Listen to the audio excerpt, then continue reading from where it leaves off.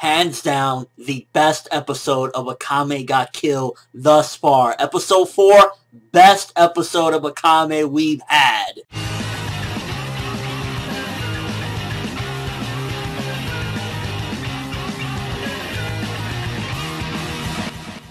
So for starters, we start off with this guy, this executioner, and he's choking some bitch, and I'm thinking to myself, what the fuck is this episode about to bring me? And he beheads the chick. Now, they try to do a little bit of censorship. They didn't want to show the exact pulling of the head or the cutting of the head, but they still showed it for the most part. And at the end of the day, it's like, how fucking beast does an episode, like, have to be when you're starting off with some dude choking a bitch and then beheading her? Like, Akame just went tenfold better. And we get some information in this episode as well on these abilities, the Teigu, and pretty much what they can do for some of them. Especially, we got, for the most part, the breakdown on all of Night Raid and their abilities. And seemingly, the captain doesn't need one, which makes me question just how fucking strong the captain is if she don't have one. But ultimately, everyone's just like, oh my fucking god, we got a really good breakdown. And apparently, there's 48 of them, and we're going to be encountering them throughout the journey. This guy, Zanku, I believe his name was, the executioner, his one was very interesting. It was kind of like predicting things and can also make you have illusions, but everyone has different ones, and all of Night Raid is just beast as hell. I mean,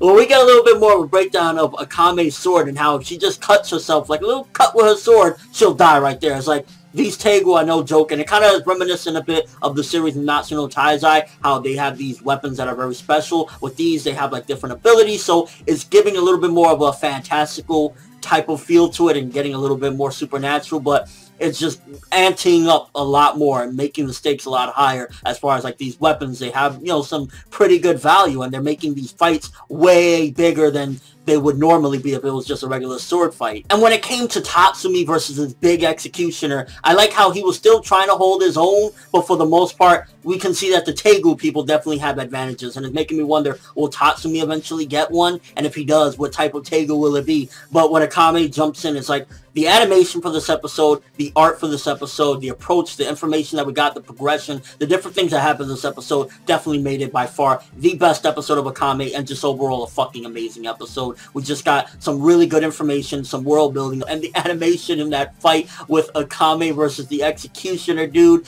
and kind of how it was a little bit of depth to this guy as well. It wasn't just, I'm bad, rah. You know, this guy actually, he's done so many fucked up things that he started getting crazy. He was already like a bit whack jobbed out, and when Akame defeats him, which by the way, if you notice, Akame wasn't struggling against this guy. She is at a whole different level. I mean, you gotta question the characterization that we got with Akame with this week's episode, where she sees the person that she wants to see the most, because like Tatsumi got to see that girl, she got to see what was seemingly her sister, and she killed without no hesitation. So first of all, that shows that Akame, she's hard-boiled. There ain't no fucking with Akame. It doesn't fucking matter what you throw at this chick. She's gonna fucking slash you down, and I love it. I absolutely love this episode of Akame ga Kill. Really no complaints. There's nothing really to complain about. I mean, a split second of censorship in the beginning where they kind of cut off for a split second when he cut the girl's head off, but aside from that, it was just an incredible episode. The animation and just getting a little bit more of the depth to these people, how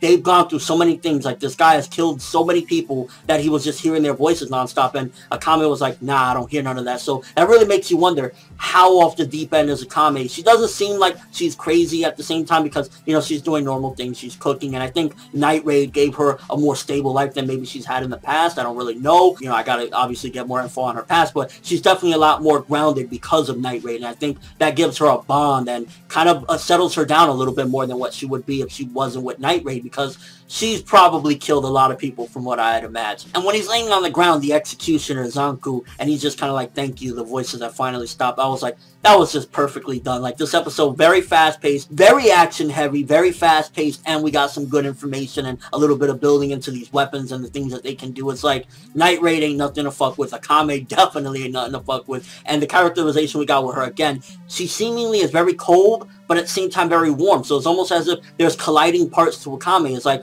she will slash you down in a second, but the people that she really cares for deeply, she treasures them and really worries about them. So a pretty deep character Akame is thus far. And overall, I gotta say, for the 4th episode, and especially in comparison to the other 3 episodes, this was a phenomenal episode. And overall, I gotta give this episode, you hearing it right, 10 out of 10. There was nothing to complain about. It was marvelous. The animation stepped up, and it took a little bit long for them to get to this point where it's like, okay, the animation is looking marvelous, but when Akame was going up against that guy, it was no complaints from me. It was just marvelous, and it's like, this is the Akame ga kill that I was waiting for, and it's like, yes, fucking yes, I loved it. Keep going this route, because as of right now, it's like, Tatsumi has a ways to go, but if he gets a Teigu, it's like, oh my god, he's gonna be fucking beast, because he was still trying to hold his own. It's like, he wasn't completely getting owned by the Zanku guy. He was still trying to hold his own, and he was like, you know, bloody everywhere, so just a marvelous episode, 10 out of 10. Akame's character is showing so much promise right now. It's like, I really want to find out more at the same time about the relationship with her sister. Is her sister dead? I'm guessing her sister has to be dead at this point. And if she's not dead, then she fucking maybe hates her sister but still loves her because that's her sister. So it's like maybe a love-hate relationship, I'd imagine. And it's like,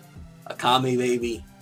She's looking like waifu material right now. But let me know what you thought of this episode. First of all, what do you think about the Teigu? Who do you think has the best one out of Night Raid that we've seen thus far? Because they all had some crazy shit. Also, what do you think about Tatsumi? Do you think that if he does get a Teigu, he would just be super OP or very strong? Because without one, he was kind of holding his own at the same time. He wasn't completely out of it. So with one, just imagine. And also your thoughts on him kind of holding this thing with his friends as well. I really like that they're keeping that element in there because it's showing that he is a deep character at the same time as well. It's not completely lapsed in jokes. He still is visiting the graves, and I'll say it again. I said it last week. I'll say it again. He reminds me of Kakashi when he constantly goes to Rin and Obito's graves and, you know, the regrets that he holds. It's like slowly building these characters to what they are. And I just can't wait to keep on with this ride of Akame ga kill. But that's all I have for this review. Thanks for watching. Hope you enjoyed. If you liked anything I had to say or enjoyed the video, drop me a like. I'd greatly appreciate it. And if you haven't subscribed, you can do so as well. That'd be awesome. I'm ForneverWorld, and as always, people, have an awesome day.